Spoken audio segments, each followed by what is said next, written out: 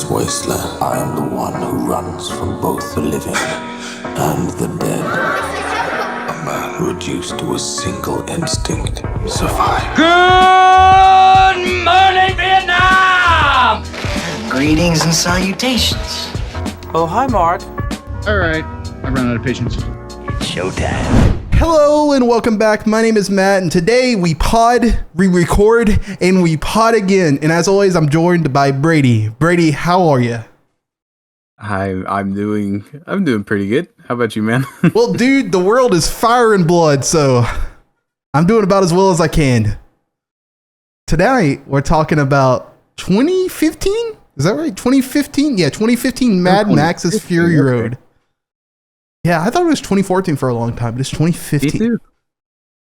It's the year I graduated, so I kind of have it like in my mind that way. But anyway, dude, you have a complicated relationship with this movie, right? Yeah, I do. I really do. So, I personally like this movie. I don't know that I like it as much as a lot of people, but I think I like it more than you. But watching it again, I'm a little bit closer than you than I thought. I think I don't have many problems with this movie, but there were some things that I think maybe we didn't notice back in the year of our Lord 2015. Or at least the things we did not talk about. Yeah. All right. Yeah. And this is a weird one. I'm trying to think. There are a few of these where just universally loved by everyone, and I try so hard to like it. Are you talking about Mad Max movies in general, or just movies in general? No, I just mean movies in general. Yeah. No, I love Mad Max. Like, dude, I mean, that's the thing. Yeah. A really great example of this is a lot of people love the I almost said Robert Eggers. It's not Robert Eggers. Robert Mitchell, I think It Follows. Didn't really work for me. And then there's some other ones that there are more examples of. By the way, isn't that movie? I'm sorry, sidetrack really quick. That movie, It Follows. Didn't he direct another movie you love? Under the Silver Lake? Yes, I was trying to think of that the other day. Incredible movie. We've got to add that one. I have thoughts on that one. That I'll add that to the list tonight. Anyway, getting back to the pot at hand, I agree with you though. There are movies out there that I'm like, I wish I was part of the majority. I don't understand X thing about Y movie, and I think this might be one of those. Though I think I'm a little bit closer to the majority here than you are. Like I said, there are thoughts here. Like, I did not realize, and just to go ahead and break the ice, I did not realize how much of this Tom Hardy was just sending priority mail in this movie. Like my man's lots of grunts and well, it's not even that. Like, I'm not convinced. Like, a lot of his dialogue's got to be ADR'd. Like, I watched this and I was like, I don't know if I actually think that's Tom Hardy at times. Like, there was a couple lines, I'm blinking on them, but they didn't sound like Tom Hardy, and two, like, there was nothing to the way he was speaking it into it. I don't know. Like, I just didn't buy it at all. And also, it's not as bad as like Madam Web ADR, but you can listen to something and you can tell if it's not layered correctly that it 100% is ADR'd. This felt like one of those things, specifically like when he was like hanging on the front of the car and he's like, that's my head. Like, dude, 100% my man was in a studio in London probably recording that. Yeah, it's like I'm sure due to the nature of just the way they made this movie, like a lot of the dialogue probably had to be ADR. But like you said, and it's also weird just because the sound design in this movie is so good that really stands out. Well, that's the thing, right? It's like, I understand things like this would be ADR. That makes complete sense to me. What doesn't make a lot of sense to me is that the sound design everywhere else is really good. Like, Charlize Theron's fantastic. Yeah. I'm trying to think of others, like Immortan Joe. Even like the son of Immortan Joe, who's like yelling about his baby brother being born. Like all of those sounds really work, and like you do feel like you're there when they're saying that. And so I think Tom Hardy's really stands out. Yeah. Yeah, it does. I wonder how much actual like the physical stuff the actors actually did. Did you catch yourself thinking that during this? I can't say that I did, because I feel like everything surrounding it looks so good for the most part. I do think there's some pretty ugly CGI in this that I didn't notice the first time I watched it. Like very clearly framed to be utilized for 3D bad. Mm-hmm. It's like a very like the CGI is there to accentuate the style. Sure. I completely agree with that. But, and this is what I think the majority of people are worried about on the new one, is that it looks like he went like much further with Furiosa even than he did in this movie. And I think like seeing all these trailers for Furiosa, like I kept thinking, wow, this is like way over the top. But then rewatching Fury Road last night, I was like, no, it's pretty in line with this. Yeah, like, he goes pretty wild in this movie. Obviously, I mean, it's I would be curious to hear what people think of, like, obviously we haven't seen it yet, but I'd be curious to hear what people think of Furiosa again a decade removed from, in the same way that like we're talking about Mad Max, because I know a lot of people already really like Furiosa, like that's no secret, like it's getting very, very high critical acclaim right now, and I'm not shocked by that news. Like, I mean, I think you and I are both in agreement that George Miller does this thing really well, and that's the reason he probably does this thing. But I wonder how, like, this movie holds up really well. Like, first of all, let me be very clear. I would be very curious to hear what people think of Furiosa, you know, a couple years removed from it. Because I do agree with you. I think that there are I said this at the top. I think there are elements of this movie that we really loved, and maybe we really loved because of some recency bias. And yeah, I'm not saying I don't love this movie. I give it 4 out of 5 stars. I really like this movie a lot. But if you're not on board with watching a 2-hour chase, I don't know what I don't know what you're going to get out of this movie. I mean, I think Charlize Theron is fantastic in it. She's 100%. I think you come for George Miller, you stay for Charlize Theron. I think's the takeaway from this movie. Yeah, dude, she's really good in this movie. I'll just go ahead and say, so I think a big reason that might play into why I'm not as high on this movie as a lot of other people are is because I did not see it in the theater. Okay. And also, like, my first experience watching this movie was on an iPad mini. I want to watch Lawrence of Arabia on my iPhone, and I'll get back to you on my thoughts on that one. But yeah, I mean, for that to be my first experience, I think it was kind of a bit handicapped, maybe. Sure. The experience just due to the nature of that. But I mean, to speak to that, don't know. I'm so sorry. Go ahead. No, I mean, I think that could be a part of it. I will say I like this movie. I'm just not.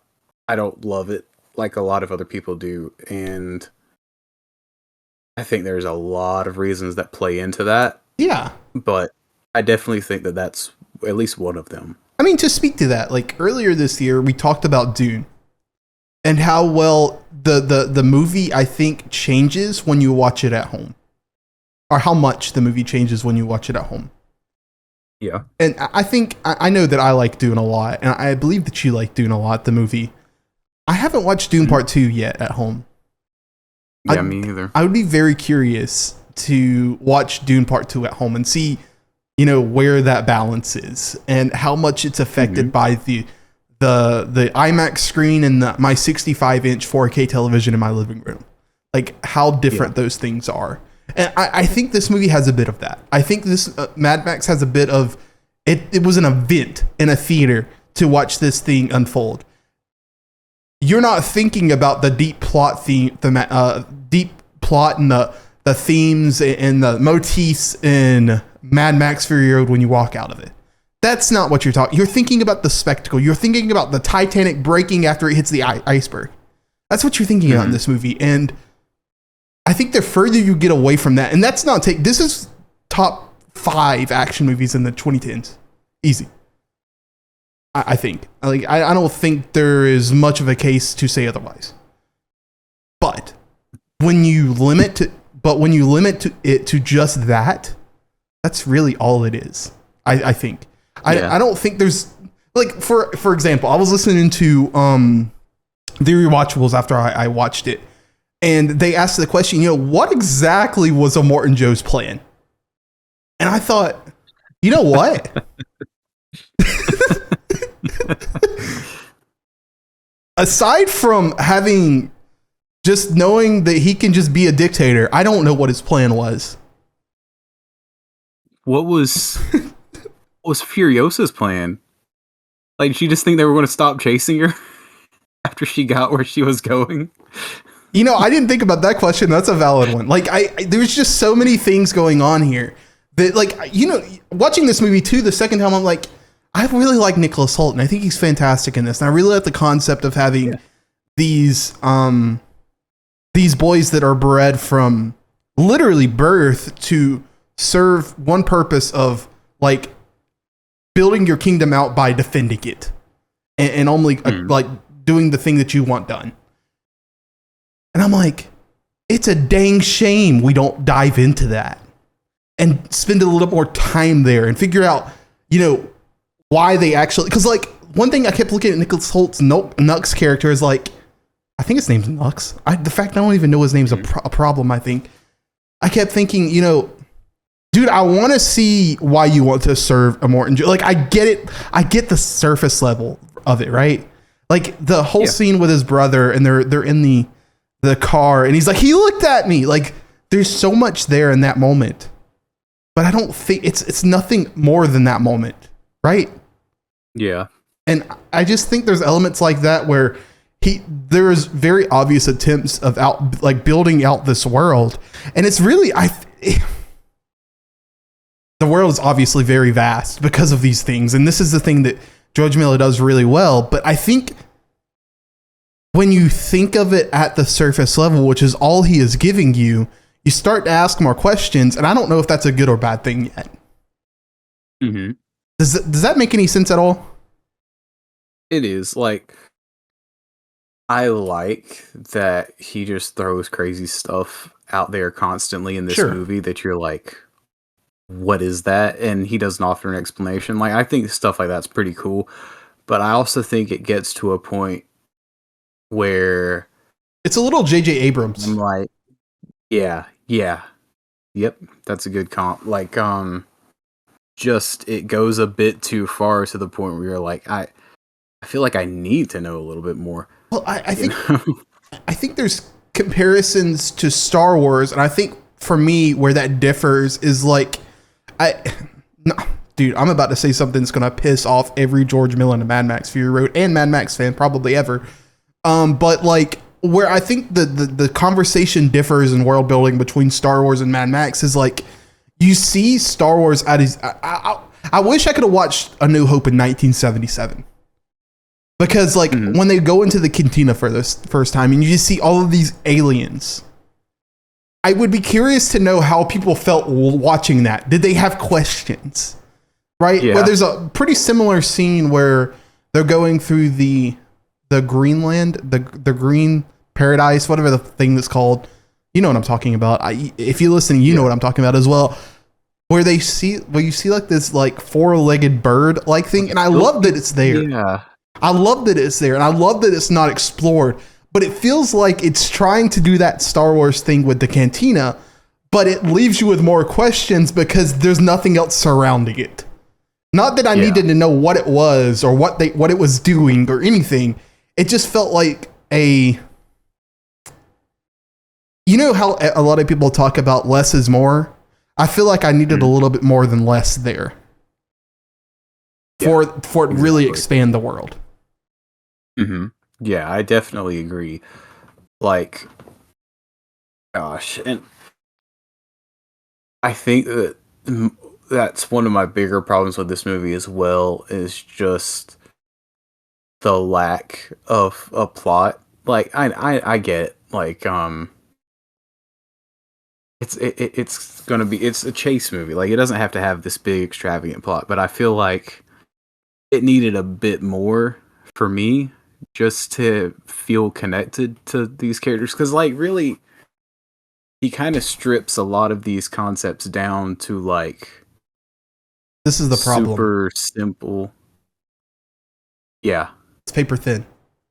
Like, it is. And it's just like, everything's basically just like overly like simplified just in a way so that he doesn't really have to explain that much, which is fine. I mean, there are a lot of movies that do that, but to me, like, I don't know about you, but just like for me being such a big fan of like The Road Warrior, the second Mad Max movie, I haven't watched it, and its world building and everything is just so cool, and like all the characters are so interesting, to then go to this one where it's just like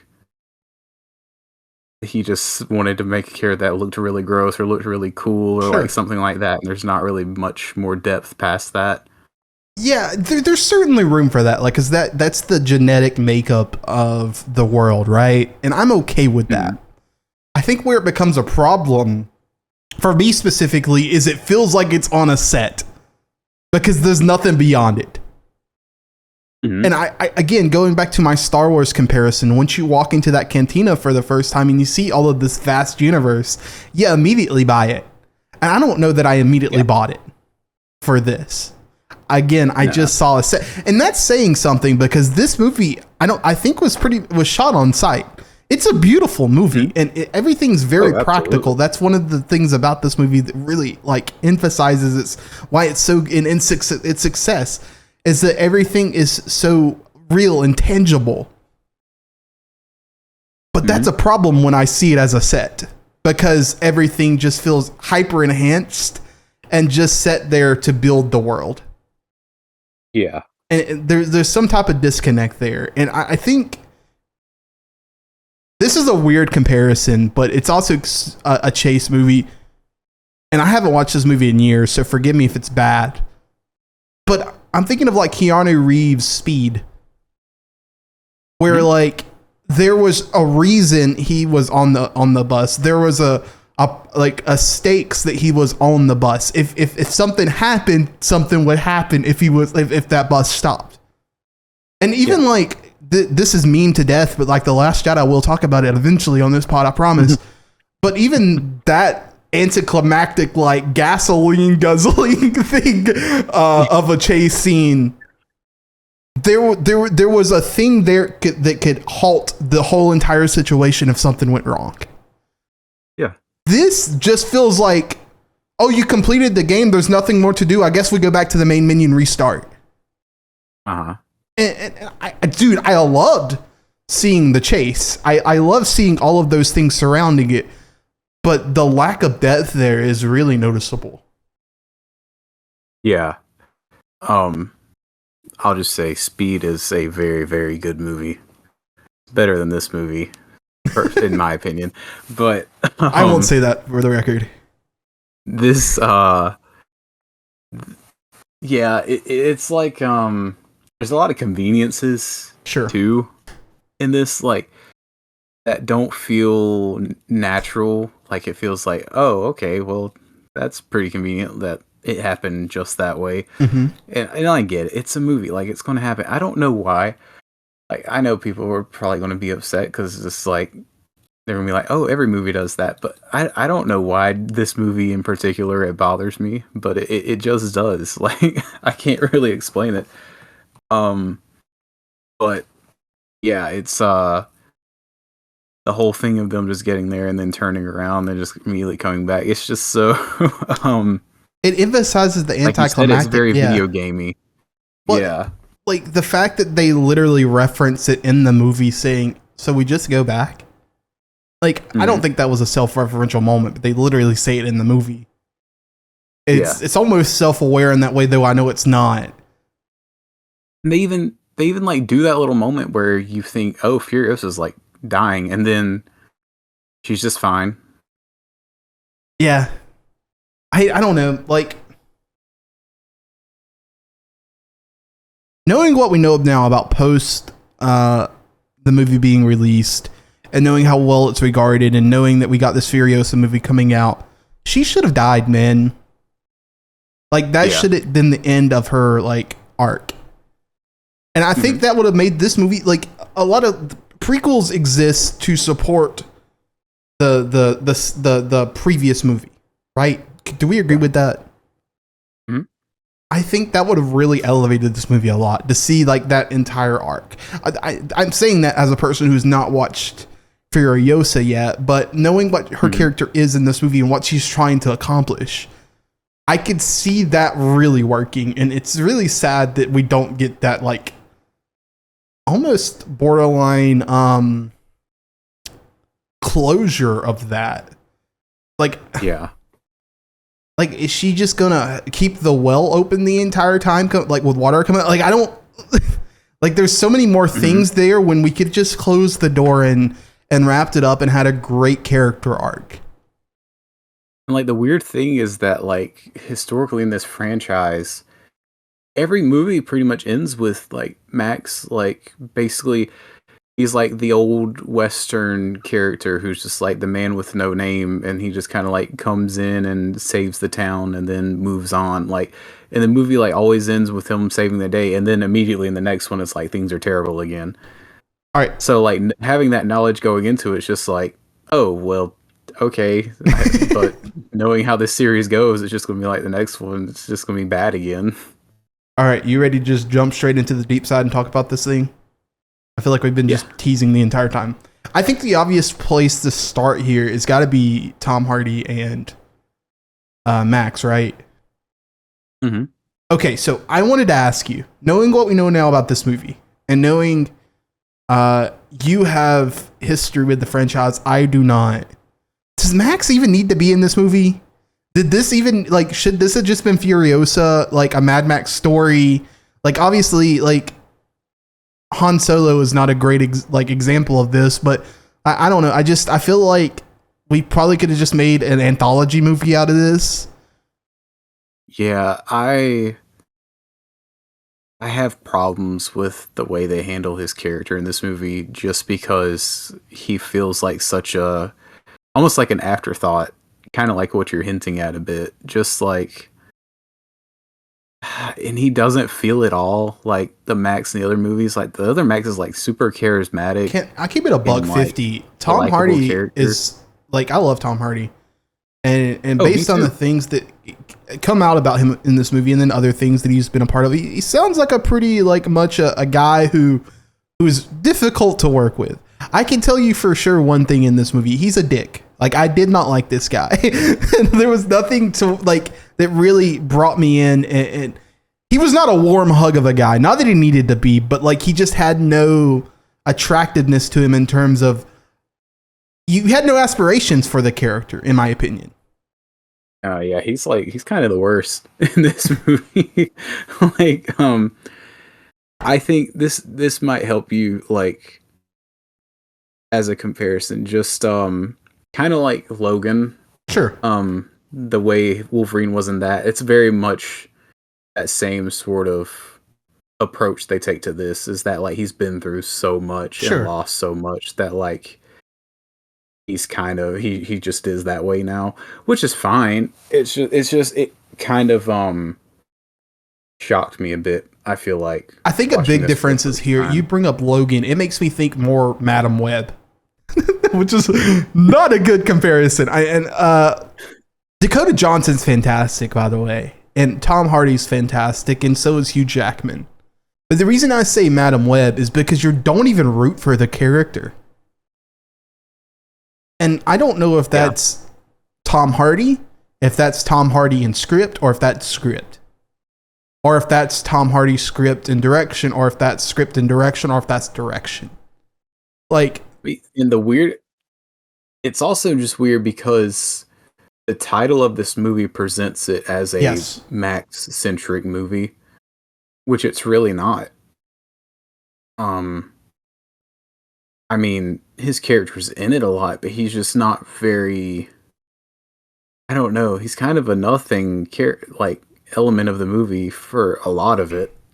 I mean, not to go too deep in the Tom Hardy lore of it all, but dude's literally wearing a mask that's making him incapable of acting.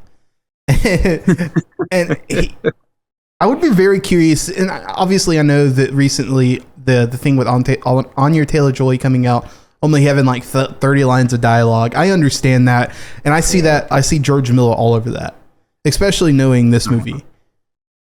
I would be very curious to know how many lines of dialogue Tom Hardy actually had, because I would take the under on 30. I think he had, I think I saw, because they were comparing the two, saying that he had like 60. 60? Yeah. Oh my God. What were they, his lines just broken up in singular words? No, the grunts counted. Had to have. Yeah, I don't know, dude. I love, like, we just said it. We both love Tom Hardy. I mean, dude, I watched Locke. Dude sat in a car for 90 minutes and talked on a cell phone. So I can lock into a Tom Hardy movie. He had less charisma than he did in Dunkirk. Like, I don't get it. Dude, like, I'll be honest, by the time this movie came out, I had no interest or like excitement for a Mad Max movie. Mm-hmm. But seeing that Tom Hardy was going to be Mad Max was what drew me to this movie. There was a point in time in my life where Tom Hardy was one of my favorite actors. And I'm not saying he's not now, but like, I'm not going to say, I'll tell you off pod who my first one was, because they're canceled and rightfully so. But I think I know. Yeah. I just recently talked about it on Twitter. If you're a Twitter follower, you know. But no, him, Tom Hardy, and Jake Gyllenhaal, all my favorites. Mm-hmm. And dude, I was so pissed off watching this movie a second time. There's just nothing there outside of him just grunting and having a mask on. Yeah. I'm more disappointed in him than I am this movie, watching it a second time. Mm-hmm. And it's not even, to me, it's not even like, I know I said that like the title is Mad Max, and that's kind of like false advertisement a bit. But even the fact that like Furiosa is basically the main character of this movie, that doesn't bother me like at all. No. It's just, I just don't really care for Max at all in this movie. Like, really at any point. I'll be honest with you. I think the problem with this movie is the problem that a lot of people had going into Han Solo, a Star Wars story. It, like, the expectation was that it wasn't going to do the character justice. Hats off to Alden Ehrenreich because he pulled it off. Yeah. I cannot say Tom Hardy did. And that's coming from a person, again, who has no, like, historic relevance or interest or influence from Mad Max at all. Mm-hmm. Yeah, it's really weird. And it's really interesting to hear a perspective of someone who, like, this is their only Mad Max movie, also saying the same thing that I'm saying. Well, I think we're going to differ a little bit as we go forward. But yeah, I see... I see the issues for sure. The next thing, though, and I think we might be in agreement on this, is, dude, I love Anya Taylor-Joy so much, but if we're going to keep Charlize Theron alive, why did we have to have a prequel? Because she is incredible in this. Yeah, she's really, really good in this movie. I think, like, this is the movie that like got me to go see Atomic Blonde whenever it came out. Yeah, I agree with that. Because she was so good in this. Yeah, dude, she's awesome. And she fits in this world absolutely perfect as someone who's a fan of this series. Like, it's so perfect. She might fit in this world more than Immortan Joe does. That's a compliment, by the way. Like, that's not a diss on the boy, Immortan Joe. I think the thing that she brings, and obviously I think the overarching, like, arch of the movie, the climactic, like, thing that you're supposed to latch onto is her redemption arc. I think that's kind of the thing that we pretty much all agree on is like the plot of the movie, I guess. Yeah. Like the depth of the movie is probably a better way to describe it. And she pulls that off. Like, because like she's literally more Mad Max than Tom Hardy ever thought about being. She has the disgruntled, like,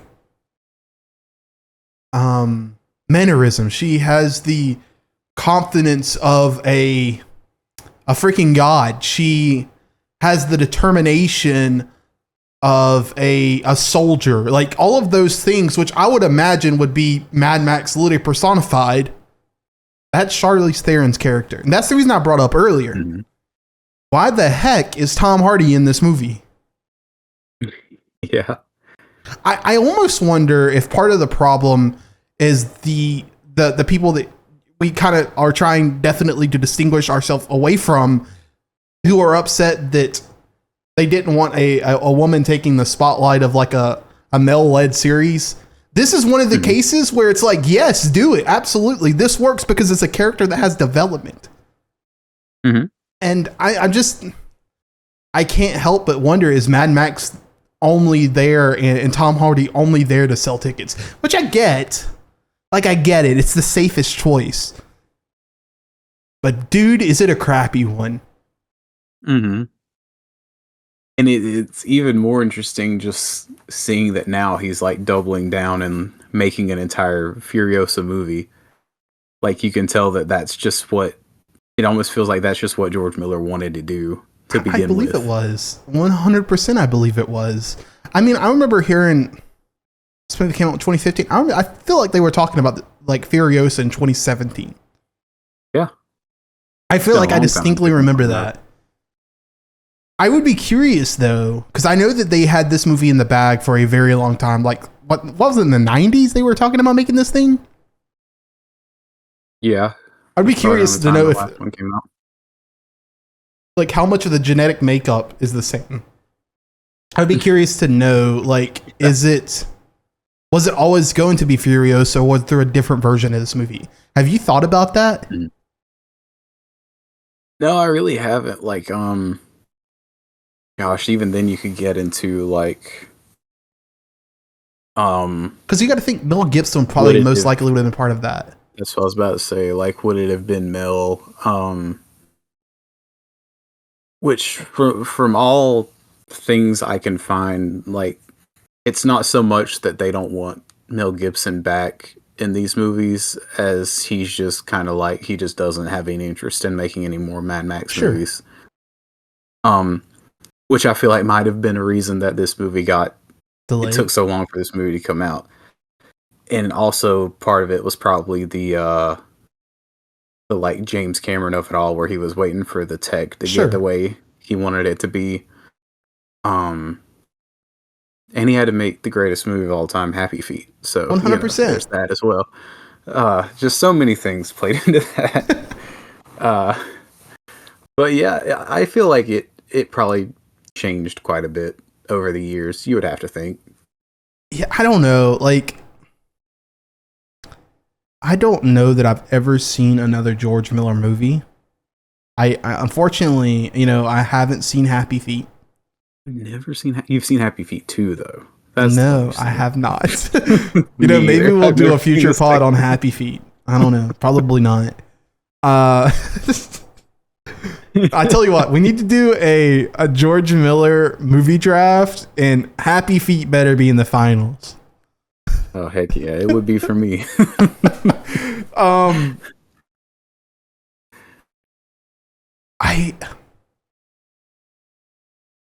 I like to think this was always the plan, but especially if you're right about Mel Gibson not wanting to come back, I wonder like if it was not if they were like, okay, so if he's not coming back, we have to like shift our sights somewhere else. And then maybe he just got in the lab and was like, okay, so if we can't have Mel Gibson, let's write a different character in this universe. Yeah. And just worked on it for like, I guess 20 years.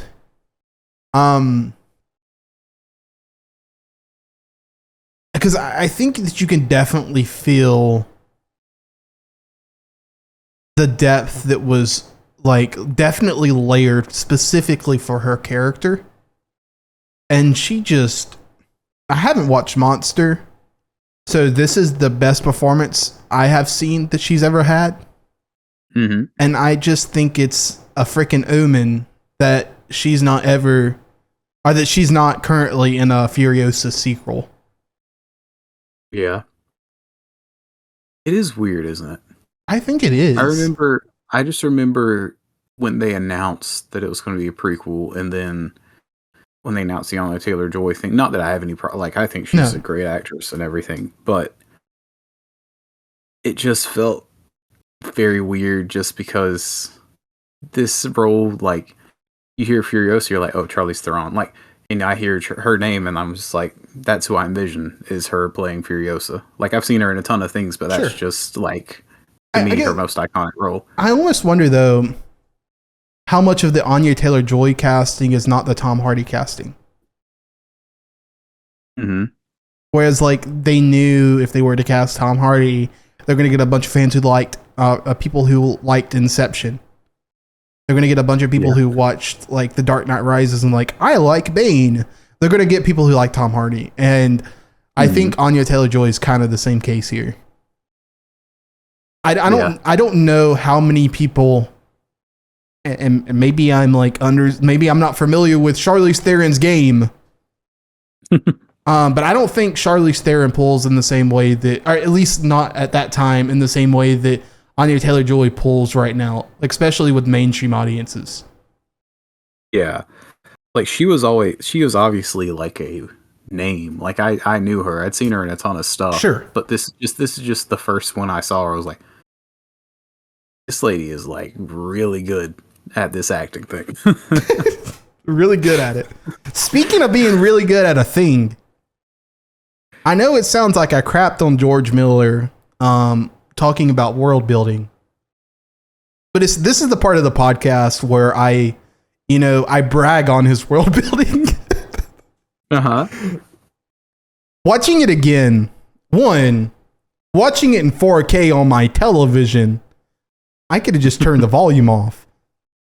That movie is stunning. Like, especially like the shots where it went to like the side profile of Tom Hardy on the car, and like his face was like right in the almost full screen, but you saw the background and like it had the bokeh from the lens being out of focus. Holy crap. Yeah. Dude, you can tell that is not a set. You can tell that they were in the freaking desert of Australia. And I'm like, why am I not there? Like, I want to go visit Australia. And it's just, that's what makes this movie really, really, really good, is you can feel the dust of like the sand that they're like driving over. Yeah. It's very, what's the word? Like immersive. Tangible. Tactile. Yeah. 1000%. Mm-hmm. And I know, again, earlier I was talking about that specific moment with the bird with stilts. But that's that moment specifically. You know what, actually, let me take this, let me go a little bit further into the movie. When they ever do arrive to the green land or the green paradise or the green whatever, fill in the blank, whatever the word he used was. The green place, maybe that's what it was. And you see the girl on the rundown tower. Mm-hmm. Now that's the stuff where he's actually doing, I feel like, really great world building. Because you're like, why is that girl on that tower with no clothes on? And then you realize, because like, I think it's Nux again, that's like, that's not good. and Charlize Theron's like, just wait here. You could tell that she recognized it or recognized something about that moment. That's where I think the layers of his world building really, really, really works. Though I get the idea behind having the bird on stilts. I get it. But I think the difference here is Charlize Theron realized what was going on. And I think that's all we needed. And we don't really get that with the bird thing. It just feels like a different movie. Mm-hmm. Yeah, it's like kind of like I said earlier. It's just because it looks cool and it's mysterious. Yeah, 100%.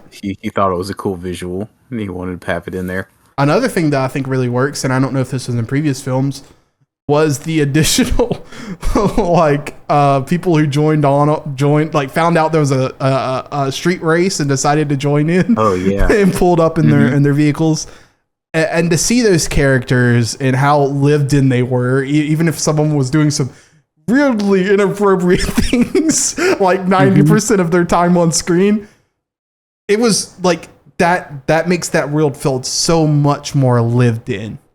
And that part of the movie really worked for me. Oh yeah, that's really good. Like that sequence you're talking about, like when they go through it's like the guy who came up and was like, "Oh, it's just a family squabble" or something like that. When the different families, I guess, started like showing up, like the weapons guy and the gas. Oh, yeah. Okay, yeah, I see what you're talking about. I thought you meant, which this is also part of that, is like the first encounter, like the first big action sequence with the guys in like the spike cars and stuff. Dude, that's my favorite part. Like that's to me like the movie peaks there. I was about to say, if you're going to make a 2-hour movie about chasing like an oil rig or water rig, whatever you want to call it, down the center of a desert, give me that for 2 hours. Mm-hmm. Just give me that. That's another one of those moments where you're like, I know there's some CGI in here, but also I know just on my eyesight and seeing the way the things are interacting with the actual world, that it's set place on an actual world. And it really works in that way, because that's when you really hit like you said, peak. That's when you really hit the peaks of the spectacle that this movie is really trying to set out to be. Yeah. All right, dude. I know you got some takes to get off. Are the takes prepared? Yeah. I mean, I think I've said most of them so far.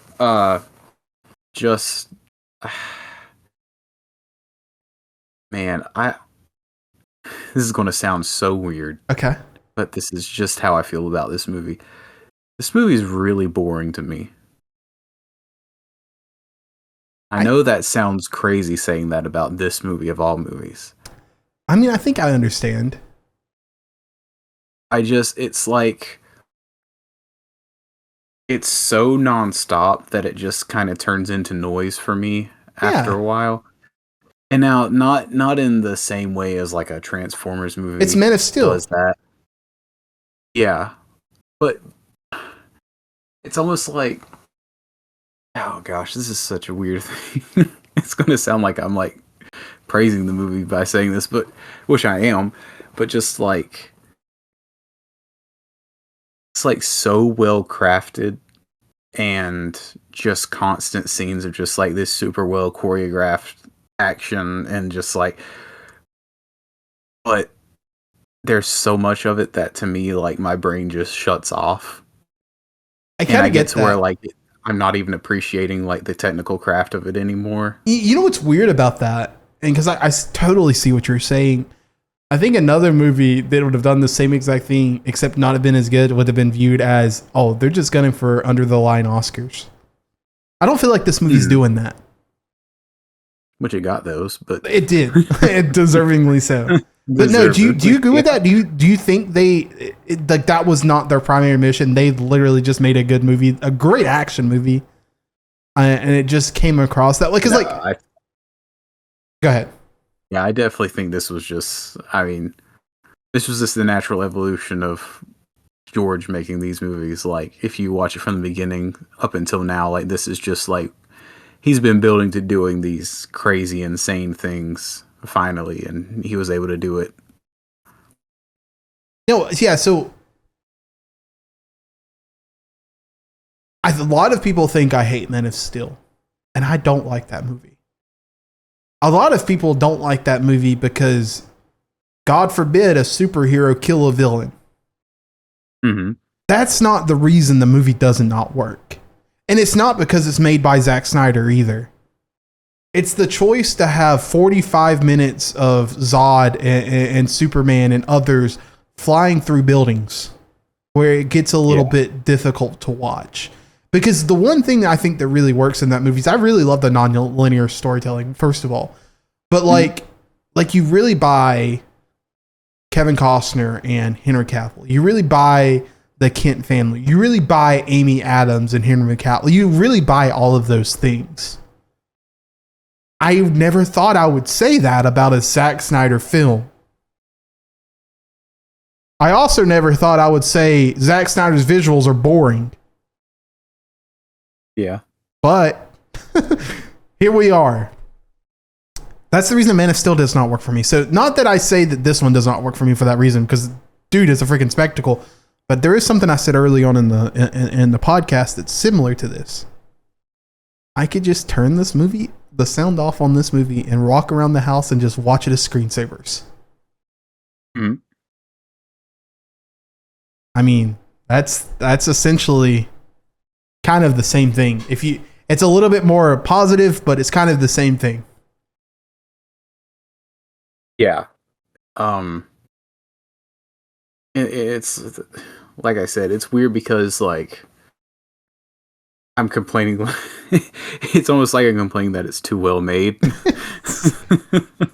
George Miller should have just not did so well this time. Yeah. It's like I have no problem with anything technically in this movie. Sure. Like, it is just perfect, like pitch perfect. I think, well, no, but I think, I just feel like, a lack of, like a deeper plot and story and everything is what, that's it. I think that's what it boils down to, is like the lack of that plot and everything is just, it makes it to where I'm not as connected to this incredible action. You know what you just made me think of? You made me think of Nope. Mm-hmm. This is certainly not a 1-to-1 ratio. But I think they're trying to accomplish the same thing. Nope, on the surface, I think it's pretty paper thin. But when you start thinking about it more than what meets the eye, you see the layers. And it's certainly a movie with spectacle. Again, it's not to the spectacle that this movie is. It's different spectacles, but it's a movie that is, the foundation of it is built on spectacle. That's the reason I think it's comparable. Yeah. This movie, I don't think there's onions and layers to peel back on. I think it's very surface level is the problem. And that's not saying that the surface levelness of this movie is a 7 out of 10. I don't believe that. Dude, again, I go back. I gave it a 4 out of 5, so it's minimum an 80. Mm-hmm. But just think the possibilities if it had a little bit more depth there. Just a little bit. Yeah. If we had more than one layer of the onion. That's really, for me, it's not so much that, it's not that I dislike the movie, it's just a bit disappointing to me because of that. Why are we in a world in which you can't like a movie, you have to love it or you have to hate it? Yeah. See, and that, yeah, there's a lot that's just such a big issue in like modern criticism of movies. Because I think of for me, this is. Go ahead. Mm-hmm. No, I was just going to say, just for me, this is like, I don't hate it, I don't love it. Like, I think it's a really good movie, and I understand why everybody else loves it, but it just doesn't click for me. Yeah, well, I think of like a much lesser movie, but I think of like, is it Transformers Rise of the Beast? Was that the Transformers movie that came out last year? Yeah. Like, pretty terrible movie overall, but I did like it. I think if you don't say you love a movie, it's and a majority does or a majority dislikes it, the verbiage you utilize to talk about that film is really altered by the public perception. So like if I say I like it, I didn't love it. And when I talk about this movie, I don't know that I completely love it. I love aspects of it for sure. Mm-hmm. But I feel like, you ever use the word awesome for something and then you use it for something later and the other thing's just not as awesome? Like just by the use of like how you compare the two? I've done that a lot. That's what this feels like, right? Like, I feel like if I say I love this movie, then my love for Inception is it's deteriorating my love for Inception. Yeah. It's a weird like balance. And I'm not saying that you can't love this movie in a different way. Like that's not at all. You're missing the point if that's what you're thinking. But I think by utilizing the same verbiage here, it's kind of just inherently breaking down how we talk about where we like movies and how we like them. So if I were to say I love Inception and I love this movie, it inherently brings down one or the other. And to me, I think Inception's a far superior movie than this in a lot of ways. They're very different movies. They're attempting to do very different things. But I can't say that I love this one on a rewatch. Yeah. At least not with 2024 eyes. Mm-hmm. Dude, and I was, I don't think I understood just how universally loved this movie was until like this week. Because like I knew like it was a big thing like in like film buff circles like that really loved this movie, but just like going on Letterboxd and things like that, and just it takes forever to find a review that's not even 4.5 stars. Like, yeah, you might not believe this. When I first reviewed this movie, I gave it 4. And it stayed 4. I haven't changed it. But you're 100% correct. I remember, like, trying to think of the example. I have nothing, never mind. But, like, there's movies that came out before where I see 4 and 5 stars. I'm like, dude, this is like a solid 3. Not that it's bad, but it's a solid 3. Like, we're overcooking this a little bit. And, like, I'm happy it worked for you. Don't get me wrong. But, like,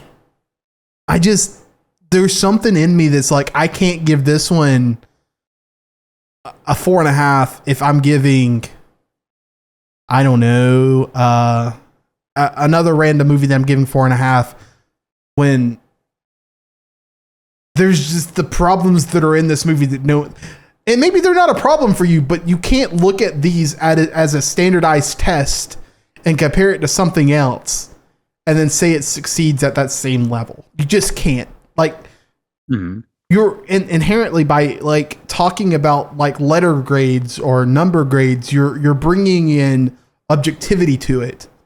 That's different than subjectivity.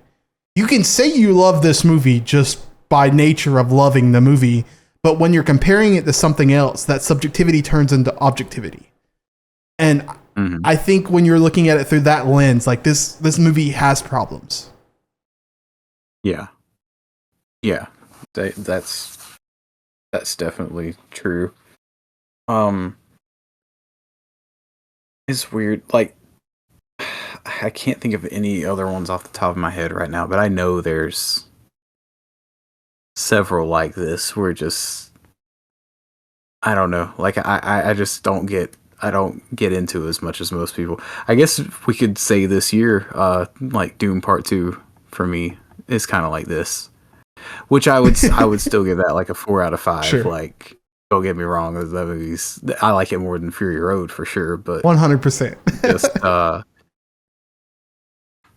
but like that, where it's just like so loved by everybody. I think Fury Road. Fury Road. I think Part 2 is a really good comparison to Fury Road, and here's why: because it enhances the differences or it enhances the weaknesses of Fury Road, right? Because I think they're both really built on being a spectacle. They're both really built on expanding a universe and making you believe it, and they're both like the central characters are all stoic, right? Yeah. I think for me, the difference between Dune Part 2 and this is that I do buy that Zendaya, its heart is broken. I do buy the depth of Paul Atreides' character. I do buy the complicated relationship between his mother and Paul Atreides. I do buy all of those things. Dude, I can't tell you one singular name of the wives in the back of that car. No. Yeah. I barely remember Nux's name, and that's only because Nicholas Hoult is probably the second best thing in this movie. Charlize Theron being the first. I only know that because it's like on his like brake pad or whatever in his car. Yeah. And I kept wondering what that was, and I was like, oh wait, that's his name. I'm gonna get off this tangent, but like I think Dune Part 2 is a really good comparison because I think they're both attempting to do the same thing. One is just way more deep, and that's by nature of like obviously the source material. I don't know if Mad Max has source material, but you can tell if it doesn't. I rest my case, Judge. I hope I win. Jury's out. I don't know. I had a question. Oh, here's my question. I kind of want to take a page out of the Rewatchables playbook here. What's the best part of this movie? Is it Charlize Theron? Is it Nicholas Hoult? Or is it George Miller? That's too easy of a question. In my mind, it's Charlize Theron. Yeah, probably so. Okay, let me ask you the more difficult question. What's number 2? Miller. I think it's Nicholas Hoult. I like Nicholas Hoult. He's good in this, but I don't know. It's hard to just look at this movie and not say it. I'm about to ask you another question. Like, it was hard for me to pick Charlize over George Miller, to be honest. I'm about to ask you another question. If you take Nicholas Hoult out of this movie, how much of the surrounding things around Charlize Theron really make you buy into the world? Yeah, good point. He's like the only character I care about other than, I mean, obviously I care about like the wives and like the villain is interesting, but just like the only character I get super invested in other than Furiosa is him. Yeah, dude, I think there's arguments to be made that he had the best arc of the movie. I don't know that I completely agree with definitely. that, but I think there's arguments to be made there. Now, there's also arguments to be made, well, Nicholas Holt's character of Nux does not exist without George Miller. That's fair. But again, I would say Nux does not come to life if it's not Nicholas Hoult. So, yeah, I would probably go Charlize Theron, Nicholas Hoult, George Miller. And then I would probably go about 20 more, cast members and gaffers, and then I would put Tom Hardy at like 30 something. Get him out of this movie. That breaks my heart to say, though. He just does not work in this thing at all. He really doesn't. And like, I thought, I don't know if that really clicked with me until watching it last night. Like, that I just really can't get that invested in him. But no, it's weird because like, I made the joke. Here's another thing. Let me preface what I'm about to say. I think it would be easy to say, oh, he's in a different movie. I don't even think that. I think that would be a compliment to say that.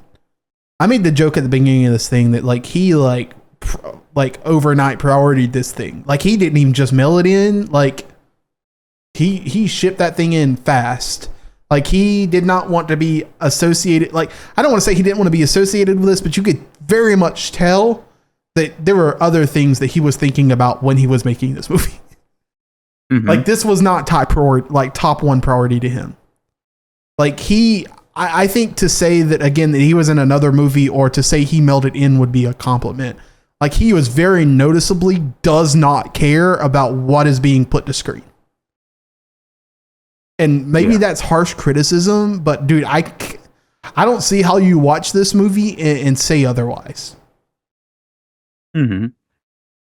Freaking Dakota Johnson had a more believable Madam Web than he had a Mad Max. I'm not joking, by the way. Like that's not hyperbole. And I feel so strange making that comparison.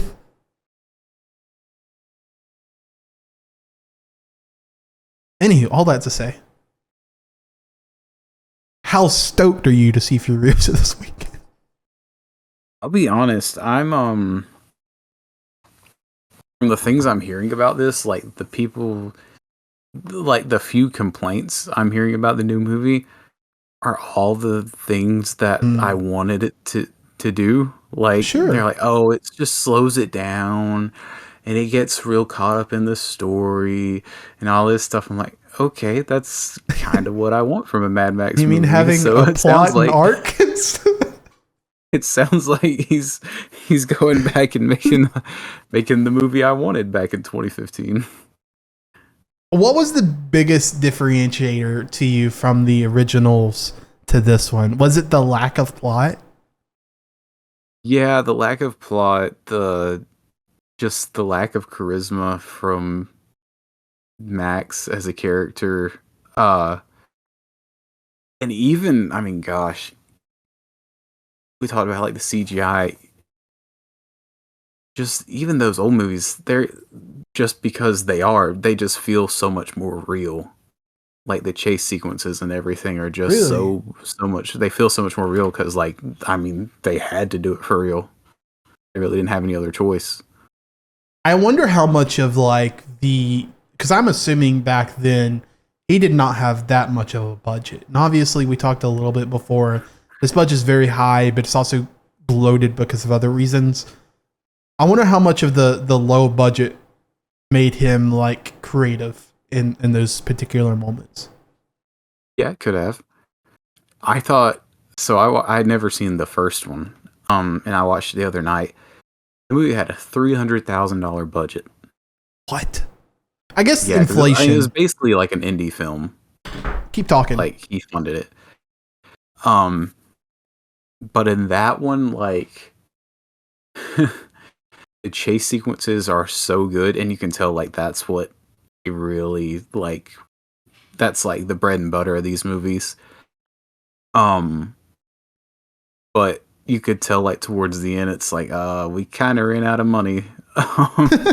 So we're just gonna characters are gonna do things, and you're just gonna be like, okay, I guess that's how we're wrapping things up. All right, so I just looked it up. Inflation calculator. Give me one moment. Let me put in 1979. Where are you? Oh, Romeo. Let's see how much this would have been today. $300,000. That's a house today, by the way. I can only go up to 2023. That's fine. Wait. Oh, I did this wrong. Give me 1 second. I did $1 and it said $4.20. So that kind of gives you an idea. Hang on. So it looks like multiplier $1,259,000, which is still really not bad. 1,259,000. Yeah, that's kind of crazy. Actually, I thought it'd been much higher than that. Mm-hmm. Holy crap, that's crazy. Imagine a movie being made today on that scale for $1 million, $1 million and I guess a quarter. That's insane. Yeah. Holy crap. I don't know. Hold on. Like I was listening to somebody talk about a movie today. What movie was I listening to them talk about? If we both watched If. We can do a little If conversation here at the end. But apparently that movie cost like $110 million. Gosh. Something like that. Now compare that to this. That's crazy. That is nuts. I mean, I guess those all them actors got paid. Insert blank actor who was not even in the movie just got a name drop.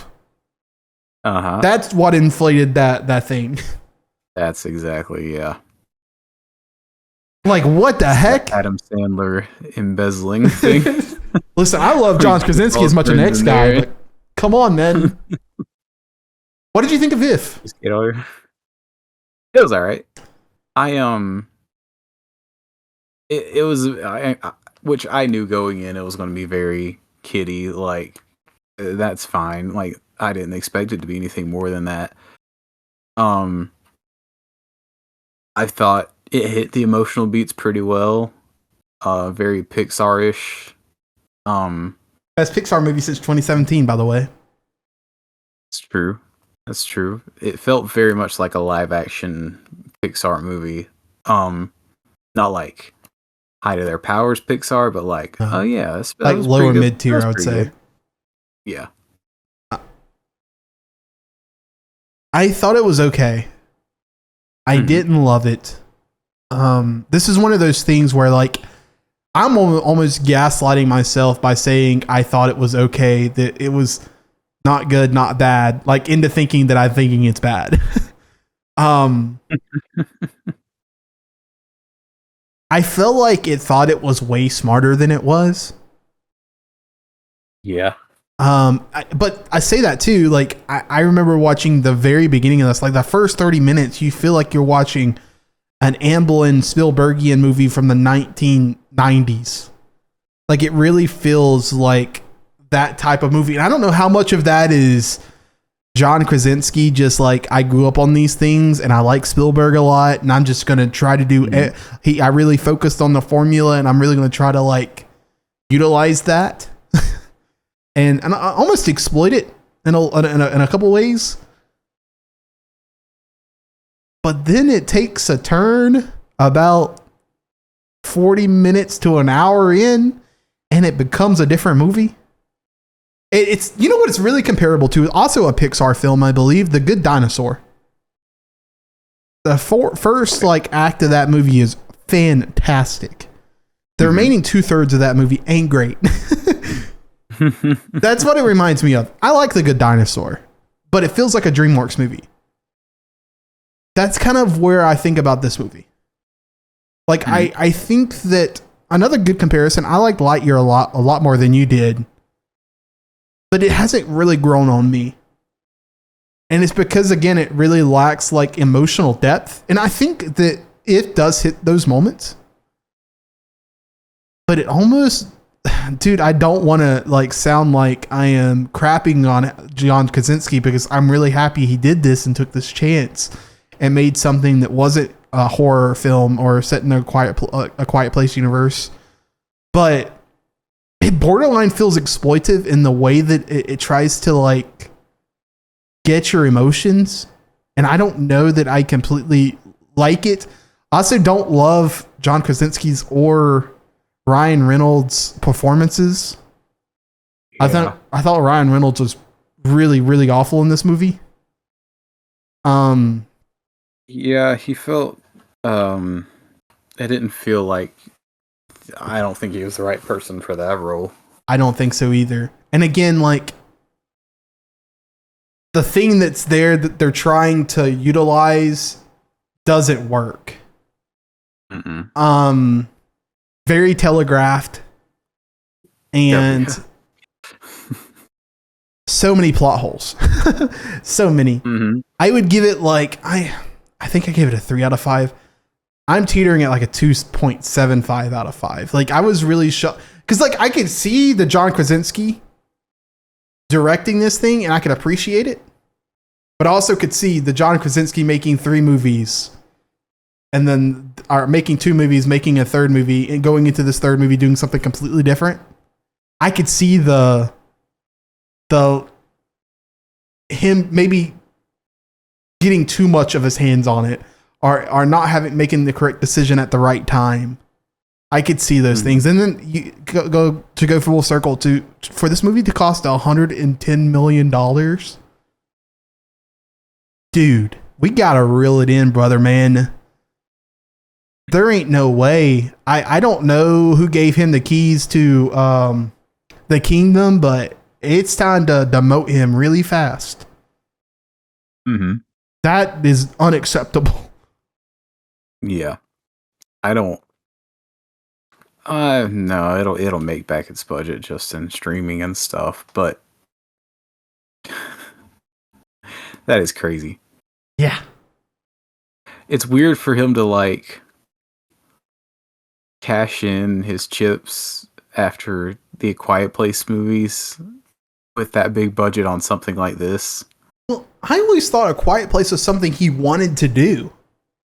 Yeah. I thought that, like, obviously it was his, to my knowledge, it was like his first like mainstream movie, like high profile thing. I always thought that was the thing he wanted to do.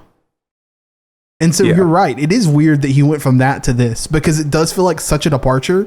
And though I like the idea of him doing this particular thing, it just doesn't feel really thought out at all. It feels like an impression of other things that already exist. And that is not saying he copied the Cartoon Network show. Like, that's not what I'm saying, but it kind of is at the same time. Like, it just doesn't feel like there was anything added. It doesn't feel like it had the same intentionality of A Quiet Place or A Quiet Place 2. I think when you watch A Quiet Place, there's so much there that is very clearly a director's choice. It's very clearly intentional. It's very clearly placed there because it expands or motivates the plot, right? This just feels like borderline straight to TV movie on not even Disney Channel, like CW. Yeah. And again, like you're right, it reaches the heights of like I'm not the heights, but it reaches the Pixar status. But then it really like maybe I'm just missing the point of the movie, or maybe I'm too cynical. Maybe I am missing the point of the movie, but like it's just there's something that's not there that's just really off. Mm-hmm. It's so easy to manipulate me like emotionally with movies. So it worked for me on that level, even though like as I'm watching it, I'm like, I know you're doing this like intentionally to make me feel this way, but you know what? I was just in the right headspace that day or something, and I was just like, I'm just let it go. Like I went along with it pretty well. I enjoyed it. Like I don't know if I'm gonna really remember it to like after this year or anything, to be honest. I don't think you will. I'll speak for you. I think like I feel like it's perfectly harmless, pretty good. It's a good movie for kids to go to with their parents. I'll give you on a much more positive note, I'll give you some homework, and everyone else listening, and I know that you are not going to go watch this movie.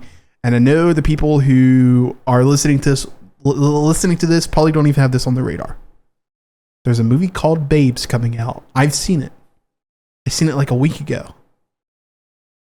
Dude, I didn't think they made these movies anymore. It's a raunchy comedy. It's about two best friends and a girl gets pregnant. And they have a really cool relationship where we're there for each other through those moments. But it's way more deep than what the previous movie If was trying to do, and it really works. And it has like commentary, and it's actually funny, and it has jokes in it that you don't think would happen in 2024, but do not feel like they're stepping over any boundaries. Mm-hmm. I didn't think they made these movies anymore. Add Babes to the radar. If you got the A-list, or if you got Regal Unlimited or any other subscription service, or if you have, the Pirates Bay, don't do that. I'm not suggesting that. Yeah, don't nobody do that. No. Babes is not Watch something. Godzilla -1 legally, as you easily can in the United States. Come on now. Babes comes out, I think, this Friday. I think. It's really good. It's a really good comedy. Didn't think they made them like this anymore. I saw the trailer for it like a while back. I thought it looked really good. It lives up to it. I never watched the trailer. I can just tell you the movie's really good. Maybe I did. Maybe I just saw a description of it and I thought it sounded really good. I don't remember. What's the girl's name from She-Hulk? Tatiana Maslany, is that her name? Mm-hmm. She wishes she was Lana Glazer. I think that's the girl who's the lead in this movie. She wishes she was her. She's excellent. They add Babes to the list. Shockingly, it's not in my. I think it won't be in my top 10 by the end of the year, but I think it is right now. I could be wrong. Let me check. But very, very much a surprise of a year. Yeah, it's my number 11 right now. It's my number 11. It just pushed Roadhouse out of my top 11. Oh man, I know Roadhouse is a fun one, man. People misunderstood that movie.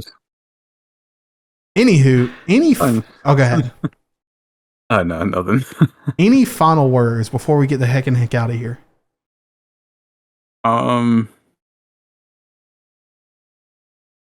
Yeah, I don't really like this movie. I can't say I agree with that one. I do like this movie.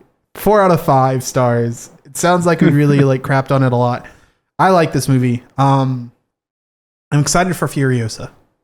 I really am. I am excited for Furiosa.